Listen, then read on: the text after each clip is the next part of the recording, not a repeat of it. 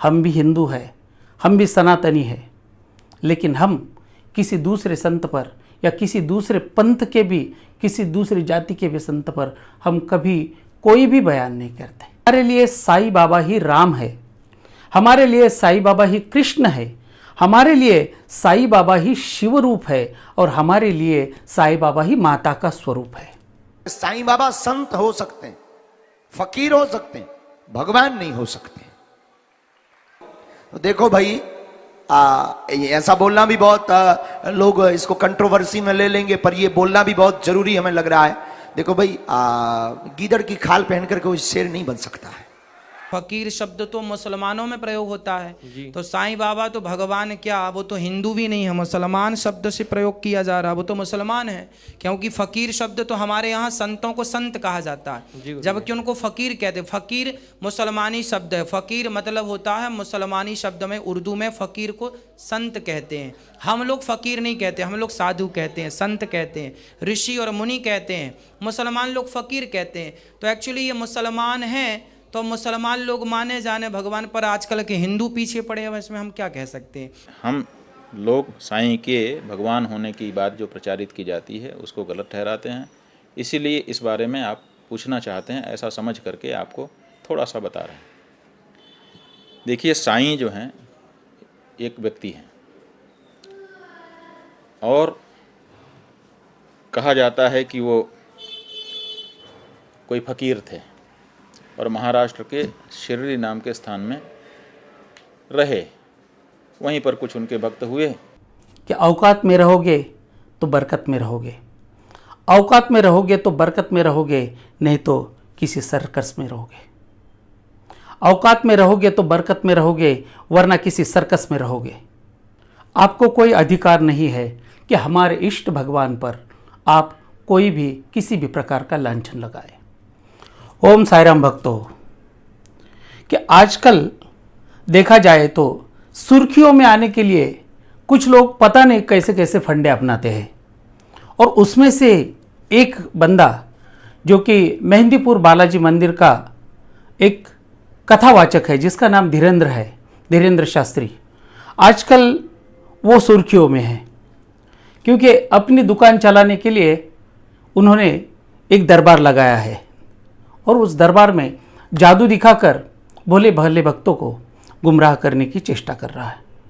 लेकिन ये करते करते उसकी चाह इतनी बढ़ गई है कि वो दूसरे संतों पर, दूसरे भगवानों पर वो लांछन लगाना शुरू कर दिया है उसने।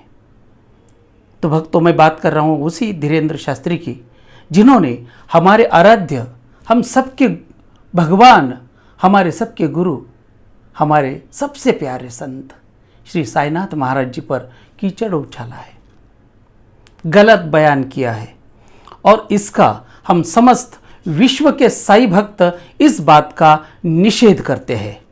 हम घृणा करते हैं ऐसे व्यक्ति की जो दूसरों पर लांछन लगाता है, दूसरों को बुरा कहता है। आप अगर बाबा को भगवान नहीं मानते, कोई बात नहीं, हम मानते हैं, आपको आपत्ति की कोई ज़रूरत नहीं, क्योंकि हम हमारे बाबा को अपना सब कुछ मानते हैं। हमारे बाबा हमारे लिए सब कुछ है, संत है, फकीर है, भगवंत है, जिन्होंने हमें ज्ञान दिया, जिन्होंने हमें जीवन की शिक्षा दी, उन्हें हम भगवान कहे। आपको आपत्ति नहीं होनी चाहिए, इस पर किसी को भी आपत्ति नहीं होनी चाहिए कि हम किसे भगवान कहे और किसी को भगवान ना कहे। उसकी बच्चों जैसी हरकत देखकर पहले तो अच्छा लगा, इसलिए सबने उसको उठाकर अपनी गोद में लिया, लेकिन पता नहीं गोद में उठाने के बाद उसको क्या घमंड चढ़ने लगा। उसने सीधे साईं बाबा पर निशाना साधना शुरू किया। भक्तों, मैं यहाँ पर भाषा थोड़ी सौम्य यूज़ कर रहा हूँ, वरना मुझे तीव्र भाषा भी आती है, लेकिन क्या करें, मैं एक साईं भक्त हूँ, मैं दूसरों का अपमान नहीं कर सकता। लेकिन जैसे ही घमंड चढ़ गया, इन्होंने पहले भी कुछ बयानबाजी बाबा पर की थी, लेकिन भक्तों ने एक बचकानी हरकत है, बच्चे की हरकत है समझकर इन्हें छोड़ दिया था।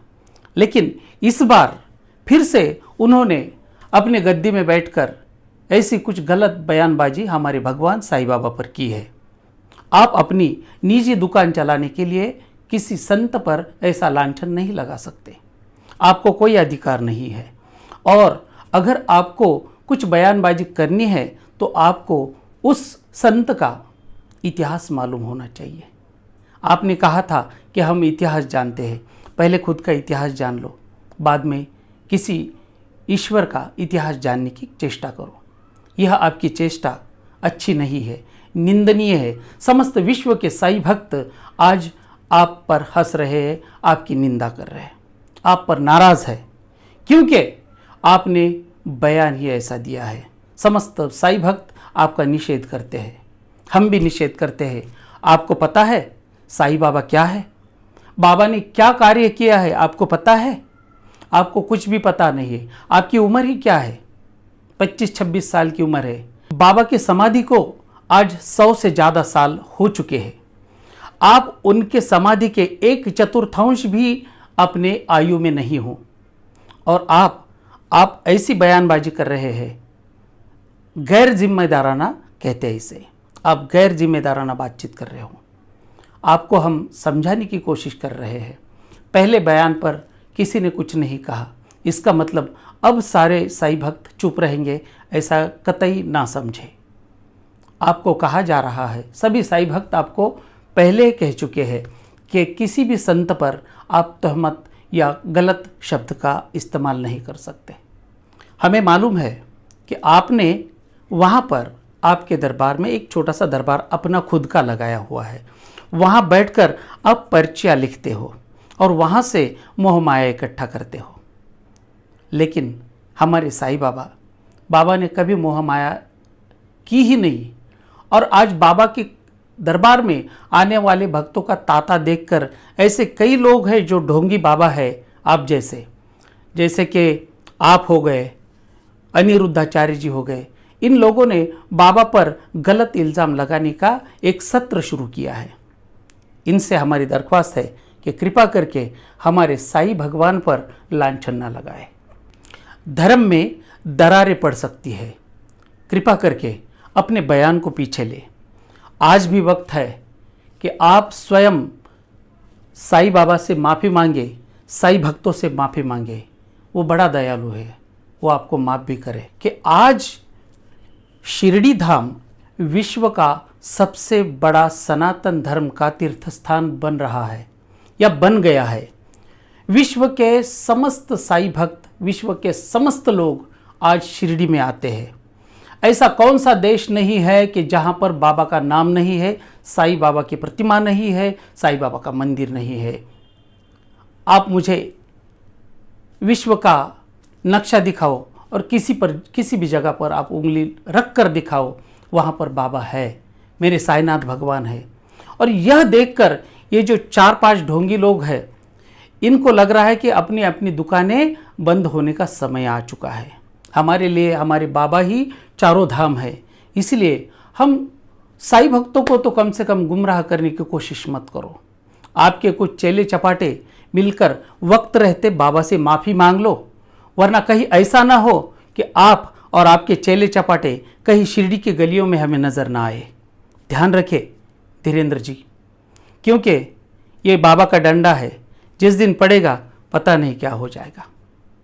भक्तों, बाबा ने हमें भावार्थ रामायण, श्री गुरु चरित्र, दासबोध, भावार्थ गीतिका जैसे ग्रंथों को हमें समझाया।